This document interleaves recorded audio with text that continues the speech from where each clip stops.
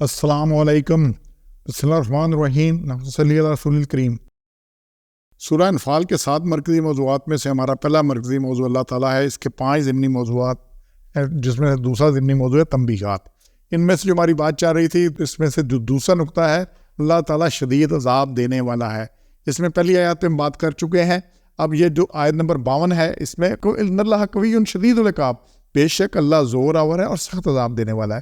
یہ بڑی اہم آیت ہے، اس کو دیکھیے گا۔ اللہ نے اس آیت میں فرمایا جیسے کہ دستور رہا فرعون والوں کا اور ان سے پہلوں کا کہ منکر ہوئے اللہ کی باتوں سے، سو پکڑا ان کو اللہ نے ان کے گناہوں پر، بے شک اللہ زور آور ہے، سخت عذاب دینے والا ہے۔ تو اللہ نے یہ ایک قاعدے کی بات کی ہے کہ فرعون تک اور فرعون سے پہلوں تک ایک دستور تھا۔ قوم نوح کے ساتھ یہ ہوا، قوم عاد کے ساتھ، قوم سمود کے ساتھ، قوم لوط کے ساتھ، باقی جو شعیب، قوم شعیب، باقی سب کے ساتھ کہیں کوئی ہوا تو اللہ نے ایک بندے تھے نبی کو، ان کے ساتھیوں کو نکال دیا وہاں سے، اور اس کے بعد یہی سلسلہ ہوا۔ اور پھر جو وہاں پہ بد عنصر تھے سارے تھے، ان پہ تباہی بربادی، کہیں کسی طرح سیلاب سے، اس سے زلزلے سے، اور سے تباہ و برباد کر دیے گئے۔ لیکن اللہ نے کہا کذاب آل فرعون، یہ فرعون تک دستور ہے، اور ان سے پہلوں تک یہی دستور تھا کہ اللہ فرشتے بھیجتا تھا، جو فرشتے زمین کو الٹا دیتے تھے اور جو کچھ کرنا تھا کرتے تھے۔ لیکن فرعون آخری تھا جس کو اللہ نے غرق کیا اس طرح سے۔ یہ آخری کام تھا جو اللہ نے کیا، فرشتے بھیج کر راستہ دیا، بنی اسرائیل نکل گئی آگے اور فرعون غرق ہو گیا۔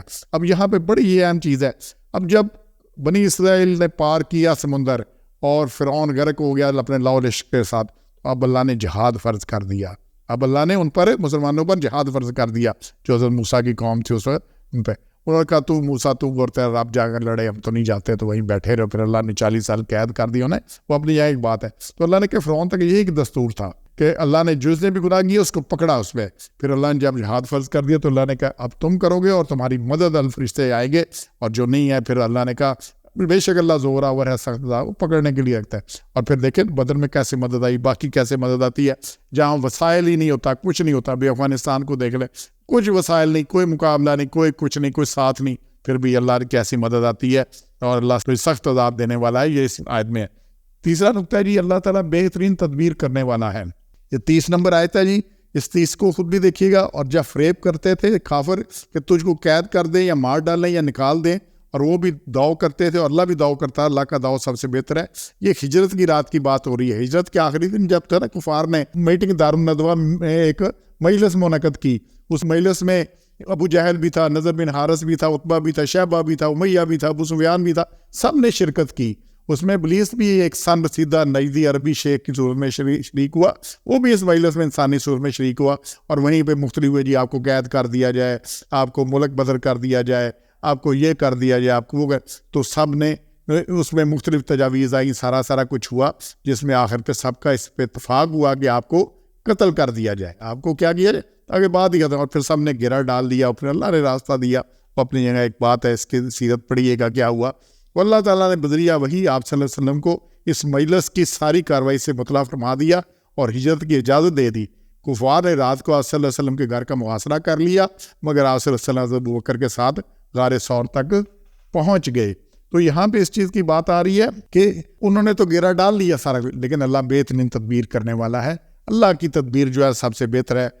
یہ سے کوئی تو وہ سارے ان کی چال تھی، جو سارا کچھ وہاں پایا، جو روکنا چاہ رہے تھے، آپ وہاں سے نکل کے آگے پہنچ گئے محفوظ جگہ پر۔ اور پھر جی اگلا پوائنٹ آ رہا ہے، چوتھا پوائنٹ، اللہ تعالیٰ سب کے سارے اعمال دیکھ رہا ہے۔ 39 نمبر آیت میں سارے کاموں کو اللہ دیکھتا ہے، اور لڑتے رہو ان سے یہاں تک کہ نہ رگے فساد اور ہو جائے حکم اللہ کا۔ تو اسلام اللہ نے غالب کرنے کے لیے بھیجا ہے، مغلوب رہنے کے لیے نہیں ہے۔ یہ بات سورہ توبہ میں بھی آئی ہے، یہ سورہ فتح میں بھی ہے، یہ سورہ صف میں بھی ہے کہ اسلام کس لیے، غلبے کے لیے۔ اور یہ اللہ نے کہا یہ لڑتے رہو، قاتلوہم حتی لا تکون فتنہ، فتنہ ختم ہونے تک لڑتے رہو۔ اگر وہ باز آ جائیں تو پھر اگر، اور اللہ ہر کام دیکھتا ہے جو تم کر رہے ہو، تو اللہ کو اس کا پورا علم ہے۔ تو قتال کب تک کرنا ہے؟ فتنہ کے خاتمہ تک۔ یہ بات آ رہی ہے۔ اور پھر 44 نمبر آیت میں اگلی ہے، تمام کاموں کی واپسی اللہ تعالیٰ کی طرف ہے۔ تو تمام کام اللہ تعالیٰ کی واپس۔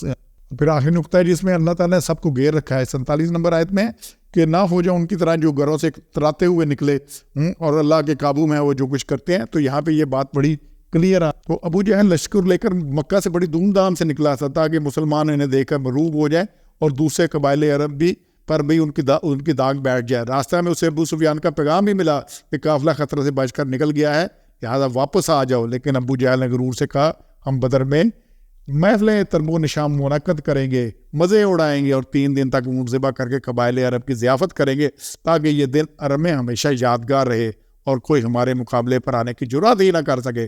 بدر میں بھی جب لڑائی کی فضا بن گئی تو اس وقت بھی چند سرداروں نے ابو جہل کو لڑائی سے روکا, مگر اس کا غرور غالب آیا اور اللہ کی مشیت پوری ہوئی. تو اللہ نے کہا اللہ نے گھیر رکھا ہے, سارے گھیر کے وہاں پر آ گیا اور پھر ان کے ساتھ جو ہوا سو ہوا. اللہ شدید عذاب دینے والا ہے. سبحان ربک رب العزت عما یصفون وسلام الحمد للہ رب العالمین.